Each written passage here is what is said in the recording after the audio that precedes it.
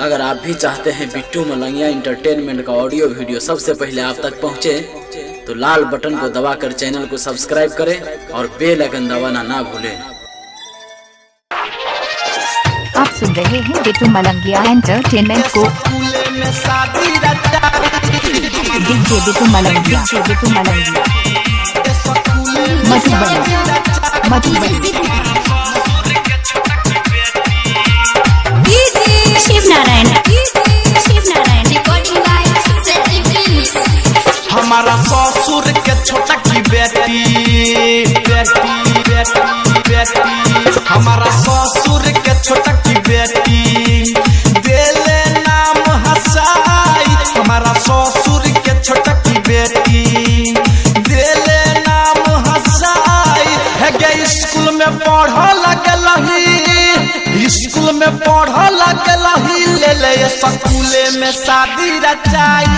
हमारा ससुर के छोटा की बेटी डीजे बिट्टू मलंगिया स्कूले में शादी मधुबनी शिव नारायण स्कूले में शादी रचाई।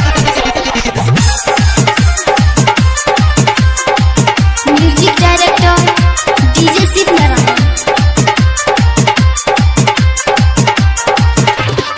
काचे उम्र में तू भोगेले आग गे, कोई बियाह लेके छौरा के भाग गे, काचे उम्र में तू भोगेले आग गे, कोई बियाह लेके छौरा के भाग गे। स्कूल के यार सब तू भोगेले सेट गे, घरे न जइहे दे तो छोलनी से दाग गे,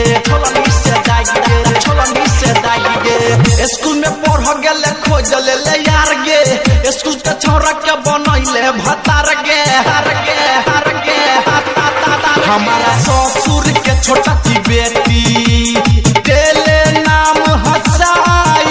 है गे स्कूल में पढ़ लगलही, स्कूल में पढ़ लगलही, ले ले स्कूले में शादी रचाई। हमारा ससुर के छोटा की बेटी स्कूले में शादी रचाई। शिव नारायण स्कूले में शादी रचाई।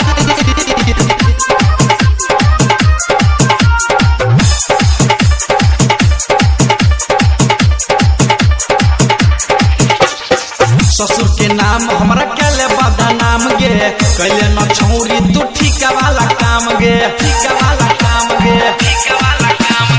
ससुर के नाम हमर केले बदा नाम गे, कैले न छौरी तू निका वाला काम गे।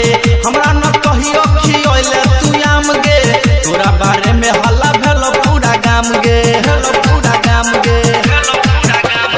देखिए मसीन तोहर भजे तो जाम गे, छुट्टो भतार ल पसीना और घाम गे। हमारा ससुर के छोटा की बेटी देले नाम हसाई। है गे स्कूल में पढ़ लगलही, स्कूल में पढ़ लगलही, ले ले स्कूले में शादी रचाई। हमारा ससुर के छोटा की बेटी स्कूले में शादी रचाई। शिव नारायण स्कूले में शादी रचाई। डीजे बिट्टू मलंगिया मधुबनी पवन पुरवैया से फिट छलो टाका, रंजित मुकेश के बना लहल काका। पवन पुरवैया से फिट छलो टाका, रंजित मुकेश के बना लहल काका। रोशन नवीन से तू खोले ले झगड़ा, बाप के इज्जत पर डाल लगलही डाका। राइटर संजीत के तू छोड़ देले साली, के करना के कर बन गेले घरवाली। हमारा ससुर के छोटा की बेटी देले नाम हसाई। है गे स्कूल में पढ़ तू गेलही, स्कूल में पढ़ लगलही, ले ले स्कूले में शादी रचाई। हमारा ससुर के छोटा की बेटी देले